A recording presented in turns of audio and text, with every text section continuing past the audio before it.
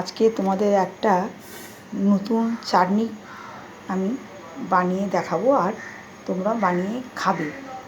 আচ্ছা, এটা হলো তেঁতুল গাছের পাতা। তেঁতুল গাছের পাতাটা যেহেতু আমি ডালটা ছিঁড়ে নিয়ে চলে এসেছি, এই দেখো, সেই জন্য তো একটু ঝিমিয়ে পড়েছে। এই পাতাটাকে আমি তোমাদের কাছে বেছে দেখাবো। আমি চাটনিতে কী কী ব্যবহার করেছি সেটা দেখাচ্ছি। একটু ধনেপাতা আমি ধুয়ে বেছে রেখেছি, অল্প একটু ধনেপাতা, দুটো কাঁচা লঙ্কা রেখেছি, যেমন ঝাল খাবে তেমন ঝাল দেবে, নুন রেখেছি পরিমাণ মতো, যা লাগে দেবে, চিনি একটু মিষ্টি দিয়েছি। আর এটা আমি তেঁতুল পাতা বেছে নিয়ে বাটবো। বন্ধুরা, তেঁতুল পাতা ছাড়িয়ে আমি ধুয়ে জল দিয়ে রেখেছি, ধুয়ে জল ছড়িয়ে নিলাম আমি দেখাবার জন্য, জাস্ট তাই জন্য আমি জলে রেখেছিলাম, কিন্তু ধুয়ে রেখেছিলাম ভালো করে। তেঁতুল পাতার বিশেষ একটা গুণের কথা বলি, যদি কোনো বাচ্চাদের সর্দি কাশি হয়েছে, ঠান্ডা লেগে গেছে, যদি তেঁতুল পাতা একটু ফুটিয়ে জল যদি 1 চামচ খাওয়াতে পারে, যত বুকে কফ বসে থাকা ছোট বাচ্চাদের পায়খানা দিয়ে বেরিয়ে যাবে, পায়খানা করে। আর বড়রা খেলে তাদের কফ উঠে আসবে। দেখতে পাচ্ছ আমি তেঁতুল পাতা বাটছি, এটা হলো তেঁতুল পাতার চাটনি। ভালো করে থেতো করে, আমি যেহেতু এক হাতে ভিডিওটা করছি, যার ফলে আমি দু হাতে দেখাতে পারছি না। ধনে পাতাটাও আমি দেখছো থেতো করে নিচ্ছি, তেঁতুল পাতার সঙ্গে বাটতে সুবিধে হবে, ইজি হবে।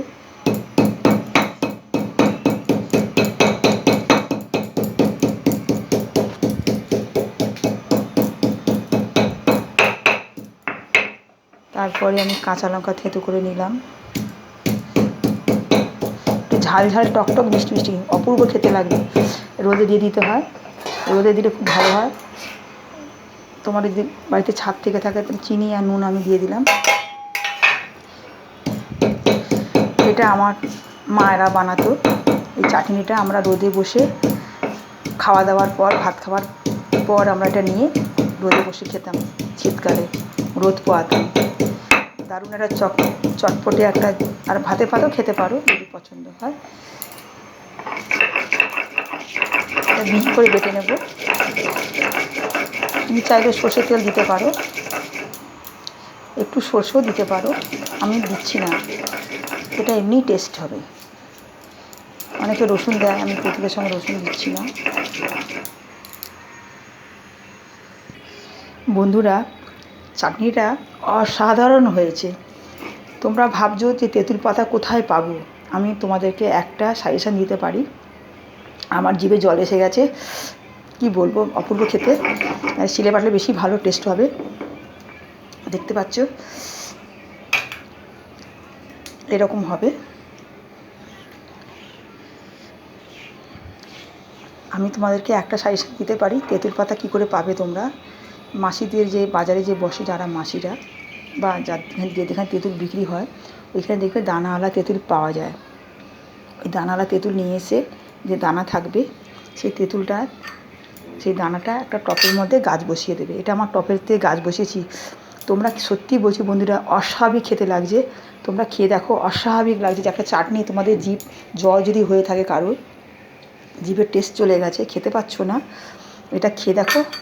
আমার কথা শুনে টক মিষ্টি ঝাল একদম দারুণ। দেখতে পাচ্ছ বন্ধুরা, আমি খাচ্ছি, অপূর্ব।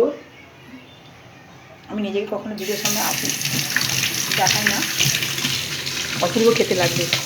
চাটনিটা করেছি সত্যি, হাত ধুয়ে নিলাম, একটু হাত হয়ে যাবে তাই ধুয়ে নিলাম। তুমি চাইলে গরম ভাতে খেতে পারো একটু তেল দিয়ে, আমি তেল দিয়ে নিই, আমার লাগবে না। আর রোদে দিলে দারুণ অপূর্ব লাগবে। আজকে আমার এই ভিডিওটা তোমাদের কেমন লাগছে, চটপটে চাটনি বানাবার জন্য এরকম বানাও। আর যেটা বলতে গিয়ে ভুলে গেছিলাম, থেমে গেছিলাম, সেটা আমি বলতে চাইছি, তেঁতুল গাছে যে দানা যে পাওয়া যায়, সে দানাটা টপের মধ্যে ফেলে দাও, তার থেকে দেখবে গাছ বেরিয়ে গেছে। দেখো, তেঁতুল গাছ তো অনেক বিশাল বড় হয়, আকার নেয়, সেখানে তো তেঁতুল আনা সম্ভব নয়। তাই জন্য পাতাটাকে ব্যবহার করার জন্য তোমরা এইভাবে করে খেতে পারবে, প্রায় তোমার চাটনি খেতে পারবে। এটা ছিল ভিডিও। আর আমার ভিডিওটা খুব ফলো করো, পেজটাকে, আমার রেখা হেসেল আমার পেজটার নাম। আমি কখনো মুখের সামনে আসি না, আমি এক হাতে ভিডিও করি, এক হাতে কাজ করি, তার জন্য আমার প্রবলেম হয়। আমি ঠিক সব কিছু জানিও না নিয়মকানুন, এটা বলবো। আর আমি যেটা শিলে কেন পেতে নিয়েছিলাম, যেহেতু পাথরের জায়গা স্লিপ সরে যাবে, তাই কাপড় পেতে পেতে দিয়েছিলাম, তাহলে সরবে না। এটা আমার ছোটো টিপস দিলাম তোমাদেরকে। আর এই চাটনিটা তোমরা বানিয়ে খাও, ভীষণ ভালো লাগবে। আর গাছটা এইভাবে লাগাও, তাহলে তোমার তেঁতুল পাতা সংগ্রহ করার জন্য কোনো রকম কষ্ট বা প্রবলেম হবে না। আর বেশি কথা না বলেই আমি টাটা বাই বাই নিলাম। তোমরা চাটনিটা বানিয়ে খাও, কেমন লাগে দেখো।